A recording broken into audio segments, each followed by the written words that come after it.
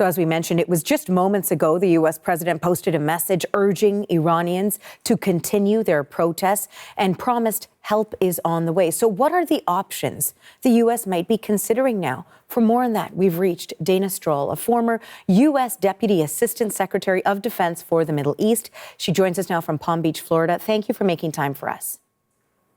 My pleasure. You know, we just talked about how Trump posted that he has canceled all meetings with Iranian officials. He went on to say that killers and abusers will pay a big price, and then ended with help is on the way. What do you believe he means by that? Well, this is now multiple threats that President Trump has made to direct military strikes in Iran against the apparatus of the regime that is killing and repressing the protesters. He's been making these threats for well over a week now. What was interesting is that the Iranian regime clearly feels some amount of pressure from those threats and obviously from the protesters, and had tested the waters of diplomacy, which is a classic Iranian play: string out negotiations, try to relieve some pressure on the regime. And this time Trump is saying no. So when it comes to any sort of intervention, that is something that we've heard from the U.S. president that he potentially may be weighing. We know that he will be meeting with his national security team as well, and to discuss the situation here. What do you think they may be considering in order to potentially act on the words that the president has posted?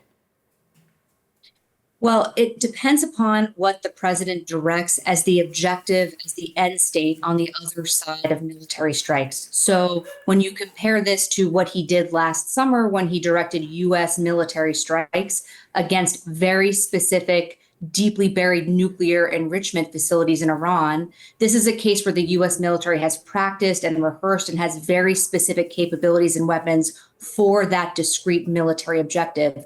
This is different because Trump wants to use the U.S. military to protect protesters and get the Iranian regime to change its behavior and stop killing and stop arresting protesters. But of course, what those protesters want is a change in leadership inside Iran. And so the question I think here is, does Trump direct the U.S. military to facilitate the end of the Iranian regime as we know it today? Or is it simply just to try to get some space for the protesters to breathe and continue protesting?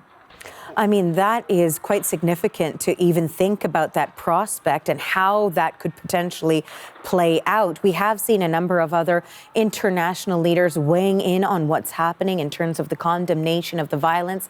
And we heard from the German chancellor. He said, quote, "We are now witnessing the final days and weeks of the Iranian regime." Do you believe there's truth to that? Is this different? I do think this is very different. So first of all, we know and have seen Iranian protesters take to the streets repeatedly now for decades. We know that the regime is not effective and not supported by the majority of the Iranian people. But what's different this time compared to 2022, Women Like Freedom, 2009, and the Green protests, is that the Iranian regime is unprecedentedly weak abroad and at home in this post-October 7th period in the Middle East. So its proxy network across the Middle East is degraded as a result of U.S. military or Israeli military actions. At home, the regime's nuclear program and missile program is rolled back. And then domestically, this is a regime who cannot provide a stable economy, cannot provide consistent electricity, can't even provide enough water for the Iranian people. And so this is a regime that is scared. And what we've seen is sustained protests, and the protesters appear to no longer be scared of their government, scared of the repression and the killing that they know is coming because they also perceive that weakness by the regime. You know, it's interesting because I think a lot of people's perspectives have changed following the U.S. government's actions in Venezuela, what we saw with the removal of Nicolas Maduro. In terms of the actions we might see here, how is there going to be regime change if that is in fact the outcome here? Is it possible for the U.S. to go in and to put in perhaps someone that is more favorable to them? Who is the person who Iranians on the ground would potentially like to see lead the country if there again is a regime change? We've heard a lot about the exiled crown prince. Is that the way forward? Well, I think it's not for the United States, not for the Trump administration, and not for any outside actor to tell the Iranian people what the next generation of leadership in Iran should be. And one of the challenges with protests and with opposition in Iran has been that there is no consensus around an alternative to the current regime. Right now, it is true that many are looking to the crown prince, the son of the late Shah Reza Pahlavi, but he hasn't lived in Iran for all of the years of the Islamic Republic, and it's unclear if he could actually govern and has the support of the majority of Iranians, the brave Iranians inside Iran who are taking to the streets now. Dana, I want to thank you so much for your thoughts and for your time today. We appreciate it.